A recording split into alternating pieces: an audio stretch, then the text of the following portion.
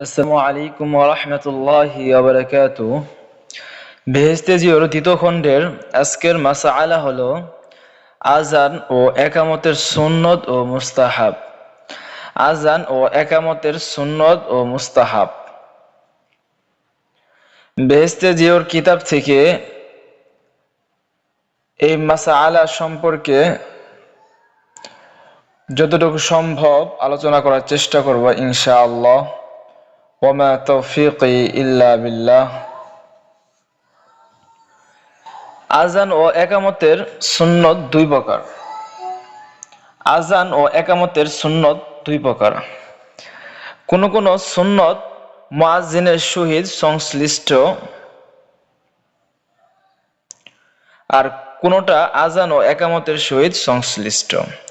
অতএব প্রথমে ৫ নং পর্যন্ত মুয়াজ্জিনের সুন্নত বর্ণনা করিব, তারপর আযানের সুন্নত বর্ণনা করিব। ১ নম্বর মাসআলা, মুয়াজ্জিন পুরুষ হওয়া চাই। স্ত্রী লোকের আযান মাকরুহ তাহরিমি। স্ত্রী লোকের আযান মাকরুহে তাহরিমি। মেয়ে লোক আযান দিলে তাহা দোহরাইতে হইবে, কিন্তু ইকামত দোহরাইবে না, কারণ শরীয়তে ইকামত দোহরাইবার হুকুম নাই, তবে আযান দোহরাইবার হুকুম আছে। ২ নম্বর মাসআলা, মুয়াজ্জিন সন্তান পুরুষ হইতে হইবে। পাগল, মাথা খারাপ বা অবুঝ ছেলের আযান মাকরুহ, তাহাদের আযান দোহরাইতে হইবে, ইকামত দোহরাইবে না। ৩ নম্বর মাসআলা, মুয়াজ্জিনের জরুরি মাসায়েল এবং নামাজের ওয়াক্তগুলি জানা থাকা চাই, অন্যথায় সে আযানের পূর্ণ সওয়াব পাইবে না। ৪ নম্বর মাসায়েল, মুয়াজ্জিনকে দিনদার পরহেজগার হইতে হইবে এবং কে জামাআতে আসিল কে না আসিল সেই বিষয়ে তাহার তদন্ত ও তামবিহ রাখা চাই, যদি ফিতনার আশঙ্কা না থাকে। ৫ নম্বর মাসআলা, যাহার আওয়াজ বড় তাহাকে মুয়াজ্জিন নিযুক্ত করা উচিত। ৬ নম্বর মাসআলা, মসজিদের বাইরে উঁচু জায়গায় দাঁড়াইয়া আযান দিবে, ইকামত মসজিদের ভিতরে দিবে। মসজিদের ভিতরে আযান দেওয়া মাকরুহে তানজিহি। মসজিদের ভিতর আযান দেওয়া মাকরুহে তানজিহি, কিন্তু জুমার সানি আযান মসজিদের ভিতরে মিম্বরের সামনে দেওয়া মাকরুহ নহে। কিন্তু জুমার সানি আযান মসজিদের ভিতরে মিম্বরের সামনে দেওয়া মাকরুহ নহে। সাহাবা ও তাবেঈনদের জামানা হইতে বরাবর সমস্ত ইসলামী শহরে মসজিদের ভিতর মিম্বরের সামনে দাঁড়াইয়া জুমার সানি আযান হইয়া আসিয়াছে।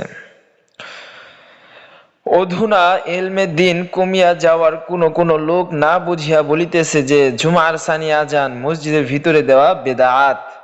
তাহাদের কথার দিকে ভ্রূক্ষেপ করার প্রয়োজন নাই। ৭ নম্বর মাসআলা, আযান দাঁড়াইয়া দিতে হইবে, বসিয়া আযান দেওয়া মাকরুহ। বসিয়া আযান দেওয়া হইলে পুনরায় আযান দিতে হইবে। তবে যদি কোনো মাজুর বিমার লোক শুধু নিজের নামাজের জন্য বসিয়া বসিয়া আযান দেয়, তাহাতে দোষ নাই।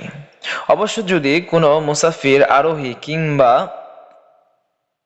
মুকিম ব্যক্তি শুধু নিজের নামাজের জন্য বসিয়া আযান দেয়, তবে পুনরায় আযান দেওয়ার প্রয়োজন নাই। ৮ নম্বর মাসআলা, আযান যথাসম্ভব উচ্চ স্বরে দেওয়া দরকার। যদি কেহ শুধু নিজের নামাজের জন্য আযান দেয়, তবে সে আস্তে আস্তে আযান দিতে পারে, কিন্তু উচ্চ স্বরে আযান দিলে বেশি সওয়াব হইবে। ৯ নম্বর মাসআলা, আযান দেওয়ার সময় দুই শাহাদত আঙ্গুলের দ্বারা দুই কানের ছিদ্র বন্ধ করা মুস্তাহাব, যেহেতু কানের ছিদ্র বন্ধ করিলে আওয়াজ বড় করা সহজ হয়। ১০ নম্বর মাসআলা, আযানের শব্দগুলি টানিয়া ও থামিয়া থামিয়া বলা এবং একামতের শব্দগুলি জলদি জলদি বলা সুন্নত।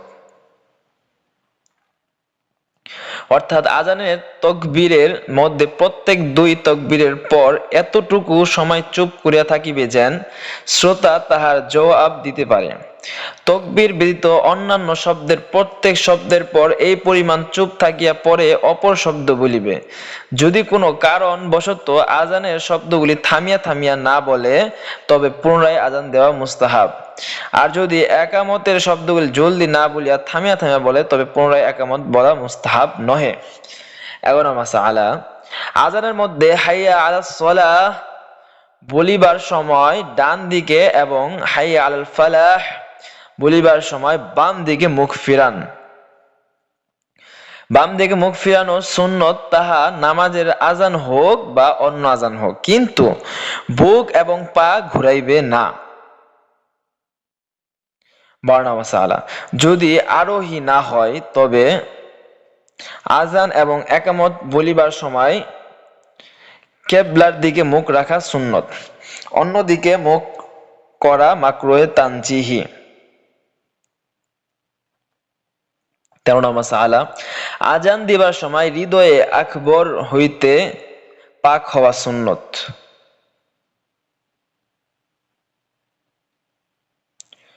আজান দিবার সময় হদসে আকবর হইতে পাক হওয়া সুন্নত।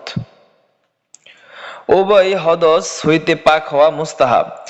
বেগোসল অবস্থায় আজান দেওয়া মাকরুহে তাহরিমি। যদি কেউ বেগোসল অবস্থায় আজান দেয় তবে আজান দোহরাইয়া দেওয়া উচিত, কিন্তু বেউজু অবস্থায় আজান দিলে তাহা দোহরাইতে হইবে না।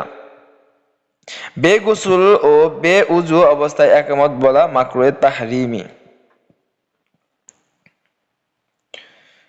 14 মাসআলা, আজান বা একামতের শব্দগুলির মধ্যে যে তরতিব লেখা হইয়াছে সেই তরতিব ঠিক রাখা সুন্নত। যদি কেউ পরের শব্দ আগে বলিয়া ফেলে তবে সম্পূর্ণ আজান দোহরাইতে হইবে না, শুধু যে শব্দটি ছাড়িয়া দিয়াছে সেইটি বলিয়া তারপর তরতিব অনুসারে আজান দিবে।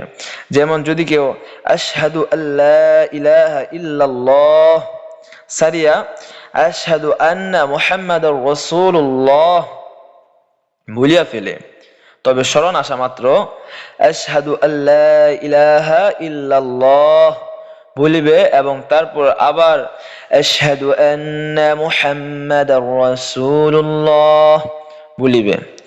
বা যদি কেহ হাইয়া আলাস সালাহ না বলিয়া হাইয়া আলাস ফালাহ, হাইয়া আলাস সালাহ না বলিয়া হাইয়া আলাল ফালাহ বলিয়া ফেলে স্মরণ আসা মাত্র হাইয়া আলাস সালাহ বলিবে এবং পরে হাইয়া আলাল ফালাহ আবার বলিবে। বা যদি কেউ আসসালাতু খায়রুম মিনান নাওম না বলিয়া আল্লাহু আকবার বলিয়া ফেলে তবে স্মরণ আসা মাত্র আসসালাতু খায়রুম মিনান নাওম বলিয়া আবার আল্লাহু আকবার বলিবে। কিন্তু যদি আজান শেষ হওয়ার অনেকক্ষণ পরে ভুল মনে আসে বা কেউ স্মরণ করিয়া দেয় তবে আর আজান দোহরাইবার দরকার নাই। 15 মাসআলা, আজান বা একামত বলিবার সময় মুয়াজ্জিন কথা বলিবেই না। যাহারা আজান একামত শুনে তাহাদেরও সব কাজ কর্ম পরিত্যাগ করিয়া আজান একামত শ্রবণ এবং আজান ও একামতের জবাব দেওয়া উচিত, এমনকি সালাম দেওয়া লওয়াও অনুচিত। যদি মুয়াজ্জিন আজান ও একামতের মাঝখানে অধিক কথা বলে তবে পুনরায় আজান দিবে, পুনরায় একামত বলিবে না। আল্লাহ তাআলা আমাদেরকে এই মাসআলাগুলো সঠিক বুঝ দান করুক এবং এই মাসআলাগুলোর উপরে আমল করার তৌফিক দান করুক। আমিন। ওয়া আখিরু দাওয়ানা আনিল হামদুলিল্লাহি রাব্বিল আলামিন। আসসালামু আলাইকুম ওয়া রাহমাতুল্লাহি ওয়া বারাকাতুহু।